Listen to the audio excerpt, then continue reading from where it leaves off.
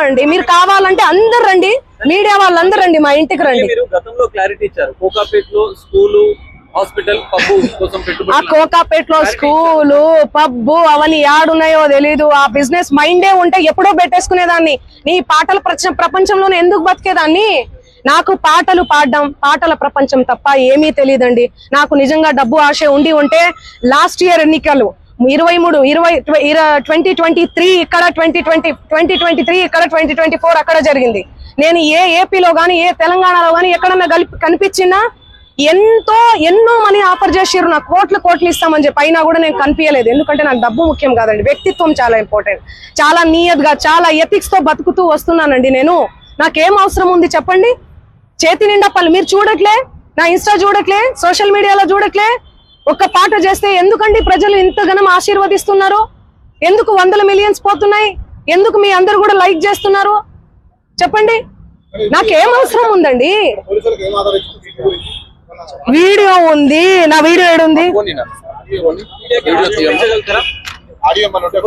ఇదిగో మా తమ్ముడు ఈయన. ఆ ఫోటోలో, ఆ కట్టల ఎంచే ఫోటోలో ఎవరున్నారండి? వీడియోలో కట్టలు పైసలు ఎంచే వీడియోలో ఎవరున్నారు? ఈ ముఖం ఉందా? సంబంధం లేని విషయం, మాకు సంబంధం లేని విషయం తెచ్చి మా మీద ఎందుకు రుద్దుతున్నారు అనేది నాకు అర్థం కావట్లేదు.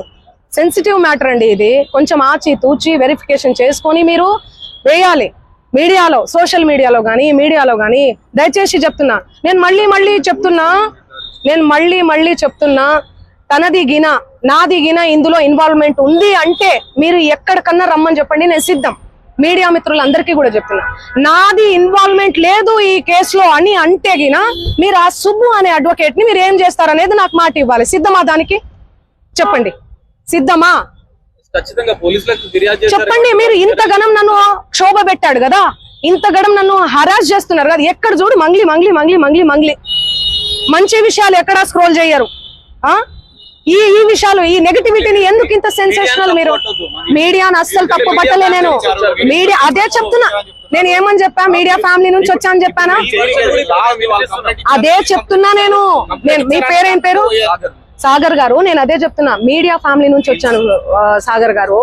ఇన్స్టాగ్రామ్ లో ఆ రీల్స్ అవన్నీ మీ చెల్లి మీదనో మీ అక్క మీదనో వస్తే మీరు ఎంత బాధపడతారు?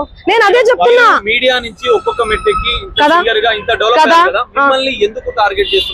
అది మీరు చెప్పాలి. మీరు ఏమనుకుంటున్నారు దానికి సంబంధించి? నాకు తెలియదు అది. ఎందుకంటే నేను మీడియాలో వచ్చి ఇంటర్వ్యూలు ఇస్తలేనను, మరి ఏమో నాకే తెలియదు. ఎందుకంటే నా పని చెప్తుంది, నేను పని చేసుకుంటూ వెళ్తున్నా, నేను పాటలు చేసుకుంటూ. ఆయన అదే చెప్తున్నాను కదండి, బిగ్ బాస్ కోసం, ఫేమస్ కోసం అని చెప్తున్నాం కదా. ఆయన కేవలం ఫేమస్ అవ్వాలి, ఫేమస్ అయ్యే దానికోసమే ఇదంతా చేస్తున్నాడు. ఆయన మాటలు మీరు చూడండి. నెక్స్ట్ ఇయర్ బిగ్ బాస్ వస్తే నేను వెళ్తాను. శ్రీముఖి అంటే నాకు క్రష్. నాతో మాట్లాడేటప్పుడు కూడా మీతో ఫ్రెండ్షిప్ చేసుకుందామంటే మీరేంది ఆరోగెంట్ గా మాట్లాడుతున్నారంటే, అవును కేసు పెడతాము అంటే ఆరోగెంట్ గా మాట్లాడకుండా ఎందుకు మాట్లాడతారండి? నేను తప్పు చేయను దాన్ని. తప్పు చేయని వాళ్ళు ఎవరన్నా మాట్లాడతారు. నేను మీకు వీడియో చూపిస్తాను, ఆగండి, చూడండి ఎలా మాట్లాడుతున్నాడు, ఎట్లా డిమాండ్ చేస్తున్నాడు చూడండి. ఇంతే సౌండ్ అండి ఇది. చూడండి, నువ్వేమన్నా ఆకాశం నుంచి ఊడిపడ్డావా? నడుమంత్రపు సిరియా ఇదంతా? ఇంత వల్గర్ లాంగ్వేజా? ఇంత సోకులు ఎందుకు పడతారు మీరు? ఎలా వస్తానండి? నేను అదే చెప్తున్నా, పనులు ఉన్నాయండి, నాకు ప్రోగ్రామ్స్ ఉన్నాయి. కర్ణాటకకు పోయినాను నిన్ననే. నేను శ్రీదత్త యూనివర్సిటీలో కాలేజ్ లో ప్రోగ్రామ్ కూడా చేశాను. మీరు చూడండి నా అప్డేట్స్ దయచేసి చూడండి. ఇన్స్టాలో నేను పోస్ట్ కూడా పెట్టడం జరిగింది. దీనికి నాకు ఏ సంబంధం లేదు. బాధితులకు దయచేసి పోలీస్ శాఖ వారు న్యాయం చేయండి. నేను బాధితుల డెఫినెట్లీ ఖచ్చితంగా ఉంటా నేను బాధితులకు.